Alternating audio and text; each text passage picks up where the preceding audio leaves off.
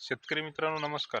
मी प्रफुल्ल विकास नरवाडे, राहणार काळी, तालुका महागाव, जिल्हा यवतमाळ. मित्रांनो, प्रत्येक वेळेस आपण हळदी संदर्भात व्हिडिओ टाकत असतो, पण आज बऱ्याच दिवसानंतर असं वाटलं की आपला सोयाबीन प्लॉट तुम्हाला दाखवला पाहिजे. त्यामुळे आपण आज 2-3 मिनिटाचा सोयाबीनवर एक व्हिडिओ घेणार आहोत. यामध्ये काही मार्गदर्शन नाही तुम्हाला आणि काही व्यवस्थापनही सांगत नाही, पण काही गोष्टी तुम्हाला दाखवा वाटल्या, त्यामुळे आजचा आपण हे व्हिडिओ घेत आहोत. मित्रांनो, व्हिडिओ घ्यायचं सर्वात महत्त्वाचं कारण म्हणजे सुरुवात तुम्हाला सांगतो, आपला जो हा प्लॉट दिसत आहे हा 2.5 एकर क्षेत्र आहे. या प्लॉटमध्ये आपण बुस्टर कंपनीचं हुतुतू या वाणाची लागवड केलेली आहे. मित्रांनो, लागवड करताना आपण ज्यावेळेस सोयाबीनचं हे बॅगा आणल्या होत्या, त्यावेळेस आपण आपल्या घरी त्याची जर्मिनेशन करून पाहिली होती.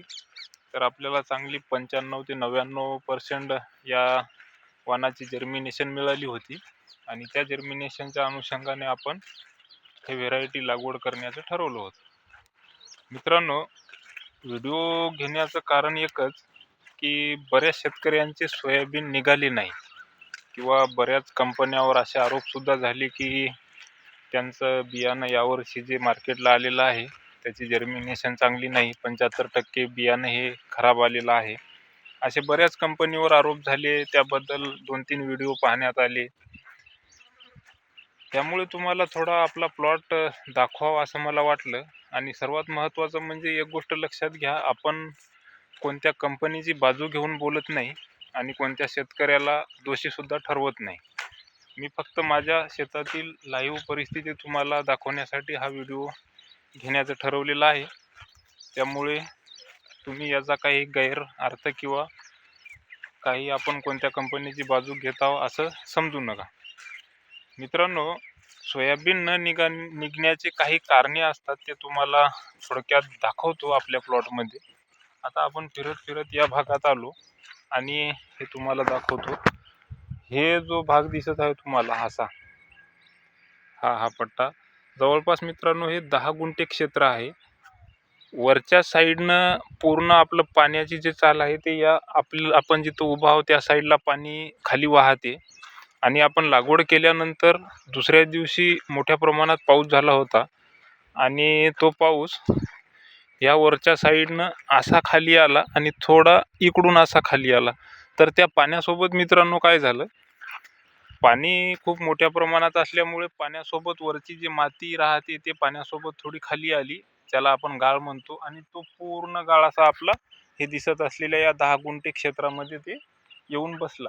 आता आपण लागवड केली, पहिले काक्रं मारून घेतले, नंतर सोयाबीन लावला आणि त्याच्यावर हलकी माती टाकली. माती टाकल्यानंतर दुसऱ्या दिवशी पाऊस मोठा झाला आणि त्या पाण्यामुळे तुम्हाला सांगितल्याप्रमाणे ही माती खाली आली आणि त्या तासावर जास्त प्रमाणात माती येऊन बसली. म्हणजे आपण जिथं उभा आहोत इथं जास्त प्रमाणात माती आल्यामुळे इथलं आपलं सोयाबीन निघालं नाही मित्रांनो. तर इथं आपण काय केलं, परत 4-5 दिवसानंतर बाकी जे सोयाबीन निघाल्यानंतर आपण याच्यामध्ये परत लागवड केली. आता ते पण आपलं सोयाबीन एकदम चांगल्या पद्धतीनं निघालेलं आहे. आता हे सर्व सांगण्याचं एकच कारण मित्रांनो, की प्रत्येकाची जमीन वेगळी असते, प्रत्येकाचं व्यवस्थापन हे वेगळं असते. प्रत्येकजण बीज प्रक्रिया करते असंच नाही, प्रत्येक वेळेस पाणी आपल्याला पाहिजे तसंच येईल अशा गोष्टी घडत नाही, कारण निसर्ग आपल्या मनाने चालत नसतो. त्यामुळे काही चुका आपल्या पण राहतात, काही पावसामुळे निघत नाही, काही सोयाबीन खोल जातात. मला तरी वाटते की बुस्टर कंपनीचं सोयाबीन आमच्या गावात ज्यांनी लावलं त्यांचं जवळपास सगळ्याचं सोयाबीन हे चांगल्या पद्धतीने निघालेलं आहे. बस एवढंच तुम्हाला सांगायचं काम होतं. काही निकषावरून कोणावर आरोप करणं चुकीचं वाटते, म्हणून मी हा व्हिडिओ घेत आहे. परत एकदा सांगतो, मी कुठल्याही कंपनीची बाजू घेत नाही. काही कंपन्याचं बियाणं असू शकते खराबही निघते, एखादा लॉट खराबही असू शकते, त्यांनी त्यांची भरपाई द्यायला पाहिजे. फक्त आपल्याबद्दल काही गैरसमज कोणी करून घेऊ नये. फक्त आपण आपला प्लॉट दाखवण्याचं तुम्हाला काम करत आहोत. एकदम चांगला आपला प्लॉट निघालेला आहे. आपल्याला जसं पाहिजे त्या अंतरावर आपण लावलं होतं. काही ठिकाणी 3 बिया, काही ठिकाणी 2 बिया अशी लागवड केली होती. तर प्रत्येक जागी आपल्याला 3-3 बिया, 2-2 बिया दिसत आहे, बघू शकता तुम्ही. अशा पद्धतीनं आपला प्लॉट एकदम सुंदर झालेला आहे. फक्त याला मित्रांनो आता तुम्ही सगळेच जण वाट पाहता, पाणी आपल्या प्लॉटला खूप आवश्यक आहे. याला आपण एक कीटकनाशकाची फवारणी घेतली आणि 2 दिवसा अगोदर याला डवऱ्याच्या सहाय्याने पाळी देऊन घेतली. आता पाणी जर व्यवस्थित झालं तर अपेक्षेनुसार उत्पादन आपल्याला होईल अशी आशा बाळगतो. धन्यवाद. लवकरच आपल्या पुढच्या व्हिडिओमध्ये भेटू. त्यामध्ये आपण हळदीच्या हुमणी अळी संदर्भात व्हिडिओ घेणार आहोत.